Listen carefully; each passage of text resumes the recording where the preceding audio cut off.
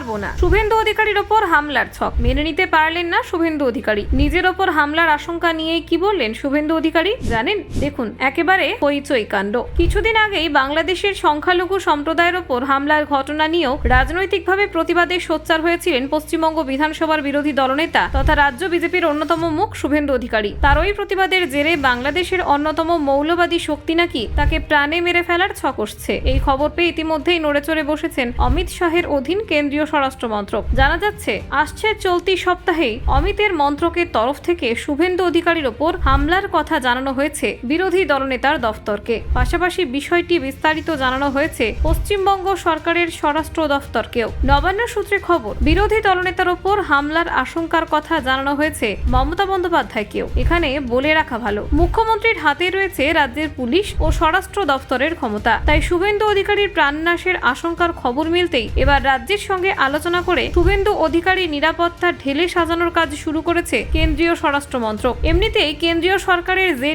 পর্যায়ে নিরাপত্তা পান শুভেন্দু অধিকারী, কিন্তু বর্তমানে তার উপর তার প্রাণহানির হামলা হওয়ার কথা জানাজানি হতেই তার সেই নিরাপত্তায় বদল আনা হচ্ছে বলেই কেন্দ্রীয় মন্ত্রক সূত্রে খবর। শুভেন্দু ঘনিষ্ঠ সূত্রের খবর, নতুন নিরাপত্তা অনুযায়ী বিরোধী দলনেতার কনভয়ের জন্য মোতায়েন থাকবে সশস্ত্র বাহিনীর মোট 22 জন। এমনকি বিরোধী দলনেতা নিরাপত্তার প্রয়োজনে মহিলা নিরাপত্তারক্ষী ব্যবহার করার কথাও চিন্তা ভাবনা করা হচ্ছে। এছাড়া রাজ্যের সীমান্তবর্তী এলাকায় বিরোধী দলনেতার কর্মসূচিতে গেলে তাকে বুলেট নিরোধক গাড়ি দেওয়াও হতে পারে বলেই খবর। এখানেই শেষ নয়, জানা যাচ্ছে শুভেন্দু অধিকারী নিরাপত্তার ক্ষেত্রে রাজ্যের বেশ কিছু স্পর্শকাতর এলাকা চিহ্নিত করা হয়েছে। জানা যাচ্ছে তার জন্য রাজ্য প্রশাসনের সঙ্গে বিস্তারিত আলোচনা করে শুভেন্দু অধিকারী নিরাপত্তার বিষয়টি নিশ্চিত করেছে অমিত শাহের কেন্দ্রীয় স্বরাষ্ট্র মন্ত্রক। কেন্দ্রীয় স্বরাষ্ট্র মন্ত্রক সূত্রে খবর, এবার থেকে বিরোধী দলনেতা রাজ্যের যেখানেই কর্মসূচিতে যাবেন সেখানকার স্থানীয় তথ্য রাজ্য প্রশাসনের কাছ থেকে জানবে শাহের মন্ত্রক। অতিরিক্ত নিরাপত্তা প্রয়োজন হলে তা মোতায়েন করবে রাজ্য পুলিশ।